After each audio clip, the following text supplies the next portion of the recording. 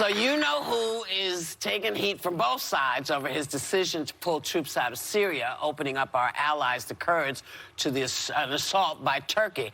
It all came to a head at the White House yesterday when Democratic leaders walked out of a meeting, and here's what they said went down.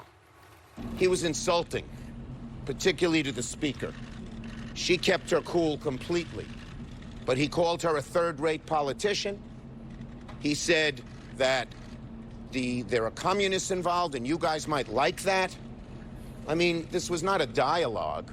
It was sort of a diatribe, a nasty diatribe, not focused on the facts. I pray for the president all the time, and I tell him that. I pray for his safety and that of his family. I think now we have to pray for his health, because this was a very serious meltdown on the part of the president. And so now he's claiming it was Pelosi who had the meltdown.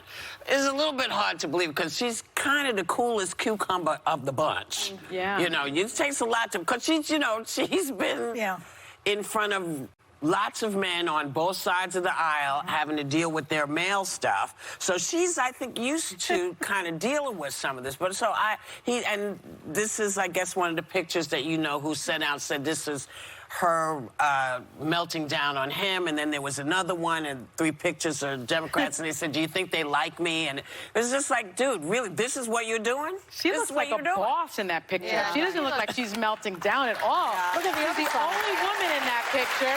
She's standing up, she's pointing. All I noticed was, why is she the only woman at that table? Well, that's something else. Why is that? That's what I noticed.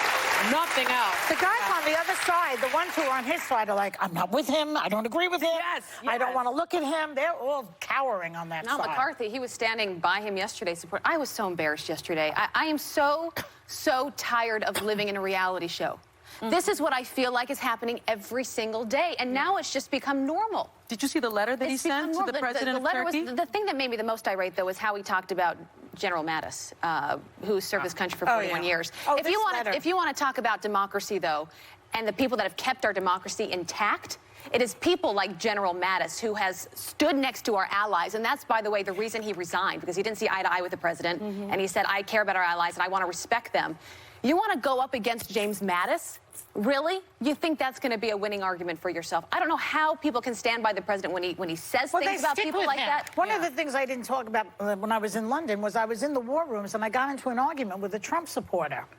Underground. Underground. Joy, this trip, really. And I know, there's a lot going on. And anyway, all he said to me was, why can't you give him a chance the way we gave Obama a chance? Give him a chance? He's destroying the planet. He's destroying the democracy. He doesn't know what he's doing. He's writing stupid letters to Erdogan. He's killing people who are far away from us, who did nothing but help us. Yeah. Give him a chance? That's the argument you're giving me, underground? Well, that's one thing. Well, the thing,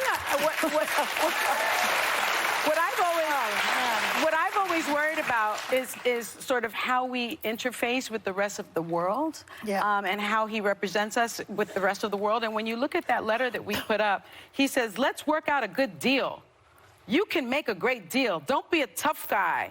Don't be a fool. I will call you later. I was like, I have an 8th grader who can write a much Wasn't it in crayon? I thought he wrote it in crayon. I mean, that's what it sounded like. And I'm thinking, if that's how you're representing us to the president of Turkey, who has invaded, you know, another country. The problem right now, too, is that social media, everyone can see the atrocities that are happening in Syria with the Kurds. It's all over social media. I've been apoplectic for almost a week and a half now, and everything we said was going to happen is happening. Yeah. Our allies are being slaughtered. ISIS is being... Well, you called it very early on. It is the worst thing he's done in the entire presidency. And when you're talking about Mattis, he served in the Persian War, the war in Afghanistan, the Iraq War. Both of my brothers have fought in combat. If you know anyone, specifically Marines, Mattis is a golden god. Mattis for president, the T-shirt, by the way, is the #1 sold T-shirt on all of Amazon. And he is someone who our military not only respects but idolizes, and he will be remembered throughout history. There are a bunch of quotes I wanted to read on air that are just unfortunately not okay for morning television, but read the quotes he said to the troops to inspire them before we went and invaded Iraq. He's one of the great all-time men, but President Trump is always threatened by great generals and great military leaders. And women. He calls her whatever. Nervous Nancy. She has nothing to be nervous about. Yeah, You're but the you know idiot what? who's being impeached. But do you worry about the fact that she's calling into question his mental state? What?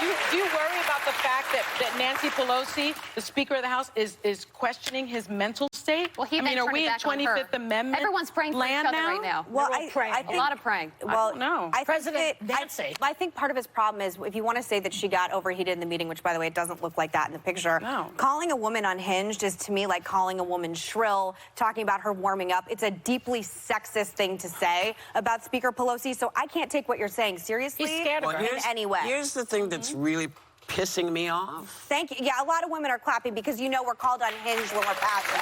Thank you. You made a decision to pull these troops out. Yep. Yep. And now you're pretending you didn't do it. Yeah, right. For me, if you're going to sit in that office, grow a pair. Because you did this. You started this. You pulled these folks out. You're the one trying to say the Kurds are not good people. They fought beside us. When did you decide they weren't all together right for us to be working with? When did this all happen? Last week. So grow a pair, man. You brought this on yourself, and now you're trying to make this America's fight. This is not our fight. I heard Pence say that, saying, you know, the American people, we didn't do this. You did this. Right. You did this. We'll be right back.